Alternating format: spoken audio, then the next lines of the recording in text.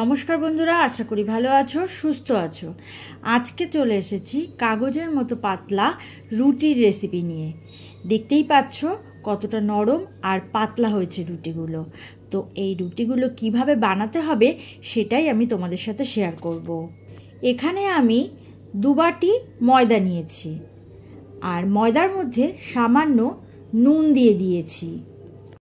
এবারে এই নুনটাকে ময়দার সাথে খুব ভালো করে মিশিয়ে নিয়ে এবার আমি 1 কাপ হালকা গরম জল দিয়ে দেব।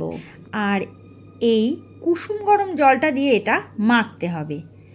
অল্প অল্প করে জল দিয়ে আমি ময়দাটা মেখে নিচ্ছি। আর এই রুটি বানানোর জন্য যে ময়দাটা মাখছি, সেই ময়দাটা মাখার সময় আমি প্রথমে কোনো রকম তেল দিইনি, শুধু অল্প নুন দিয়েছি। আর কুসুম গরম জল দিয়ে আমি ময়দাটা মোটামুটি 5 মিনিট সময় নিয়ে ভালো করে মেখে নিয়েছি। আর দেখতেই পাচ্ছ মাখাটা আস্তে আস্তে নরম হয়ে যাচ্ছে। আর এই যে হাতে ময়দা এরকম লেগে আছে, সেটা কিন্তু পুরো ময়দাটা মাখা কমপ্লিট হলে হাতে আর লেগে থাকবে না। যখন দেখবে হাতে এভাবে আর লেগে নেই, তখনই বুঝবে ময়দা মাখা হয়ে গেছে। আর ময়দা মাখা শেষে এখানে 1/2 চামচ মতো সাদা তেল দিয়ে দিলাম। তারপর আবারও এটাকে মেখে নিতে হবে। আর 15 মিনিট এভাবে ঢাকা দিয়ে রেস্টে রেখে দেব। 15 মিনিট পর এই মাখাটা থেকে লেচি কেটে নেব। এরকম যেরকম লুচি করার জন্য লেচি কাটি, ঠিক ওরকম সাইজের লেচিগুলো ছোট ছোট করে কেটে নেব। তারপর লেচিগুলো এরকম হাত দিয়ে গোল গোল করে নেব আর লেচিগুলো ছোট ছোট বানিয়ে নিতে হবে। এবারে একটা বাটিতে সাদা তেল নিয়ে নিয়েছি আর তার মধ্যে 1 চামচ ময়দা দিয়ে দিচ্ছি। ময়দার সঙ্গে তেলটা খুব ভালো করে মিশিয়ে নিতে হবে। এখন গুঁড়ো ময়দা ছড়িয়ে লুচিগুলো বেলে নেব। এই প্রত্যেকটা লুচির মতো করে বেলে নিচ্ছি। অল্প গুঁড়ো ময়দা ছড়িয়ে প্রত্যেকটা লুচি আমি বেলে নিচ্ছি। যেরকম লুচি আমরা খাই সেরকমভাবে বেলে নিচ্ছি।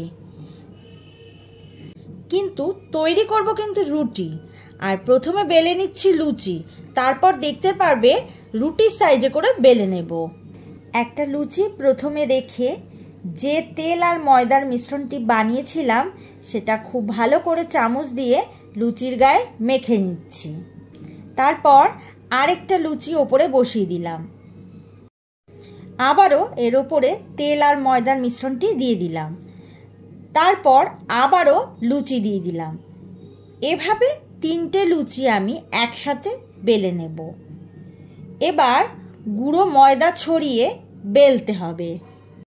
একেবারে সহজ পদ্ধতিতে এরকম পাতলা করে বড় করে বেলে নেব।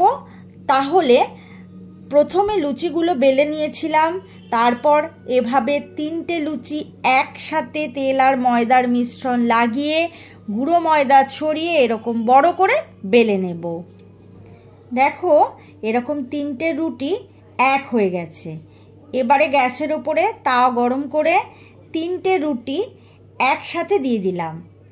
আমি 3টে রুটি দিয়েছি, তোমরা চাইলে 4টে 5টাও দিতে পারো।